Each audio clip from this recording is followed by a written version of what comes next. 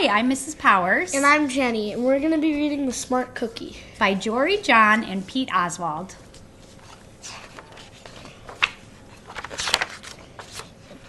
Greetings, I'm a cookie. I live in a bakery on a street corner near a river. Come in. Welcome to our little community. It's a warm and supportive place to spend some time. Pretty fantastic, eh? These days, life is sweet, but my journey wasn't always a cakewalk. When I was younger, I couldn't have imagined fitting in here. For a long time, I didn't feel comfortable speaking up or sharing my ideas. I didn't feel like I was a smart cookie. I wanted to be a cookie who knew all the answers, a cookie who felt confident in a group, a cookie who said, ah, when solving a puzzle like this, ah. Looking back, I had some trouble in my early days. I went to school in a gingerbread house. Our teacher, Miss Biscotti, was kind and patient. When I arrived each morning, she'd wave at me and smile. But I didn't get the best grades, and I never raised my hand because I couldn't think of the answers as fast as the others, and I was the last to finish most tests. It wasn't because I didn't care, and it wasn't because I didn't try. Sometimes I'd get distracted and mess up, even though I knew the material. Those were the most frustrating moments of all. Once I misspelled the word dough. That was rough. Another time I added when I meant to subtract. 2 minus 2 equals 4. Occasionally we'd have a lesson where I had absolutely no idea what was happening. I just couldn't keep up. I imagined that my desk was a raft, that I was completely lost at sea, because that's what it felt like. At night, I slept in a cookie jar. I had about 6 dozen roommates. Move! You move! No, you move! No, you move! No, you move! I'd stay awake and stare out the window and worry. And it went this way day after day. But then something happened that changed everything. It all started with a homework assignment. Miss Biscotti requested our attention one afternoon. Tonight, I would like you to create something completely original, she announced. It can be anything you want. Please bring it to class tomorrow. That was it. There was no further instructions. Miss Biscotti winked at me as I gathered my belongings.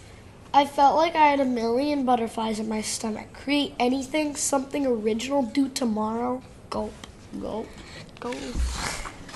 When I got home, I immediately went to work. At first, I tried cooking projects. The results were half-baked. Next, I tried to hammer and nail something. It splintered immediately. Then I tried making a sculpture. It was a complete bust. I wondered if I was about to fail yet another assignment. I was stuck.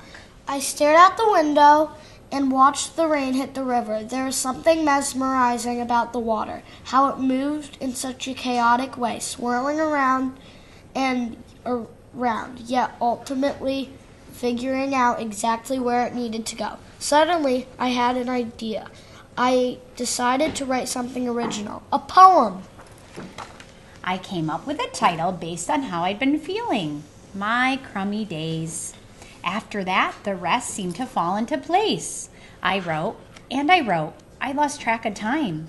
An hour went by in a flash. Ah, I said when I was finished.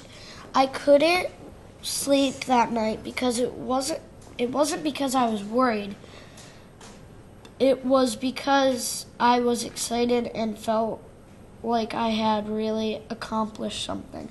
I felt smart. The following day, Miss Biscotti asked for volunteers to share what we created. One kid showed off his original frosting art. Another kid revealed her sprinkle distribution machine. It was neat seeing how everyone was good at such different things. Finally, Miss Biscotti turned to me. Would you like to share anything, she asked. Gulp. I gulped. I thought I'd probably crumble under the pressure. But I made my way to the front of the classroom. I noticed my hands were shaking. My mouth went dry. The poem is called My Crummy Days, I said, my voice cracking, and then I read it aloud.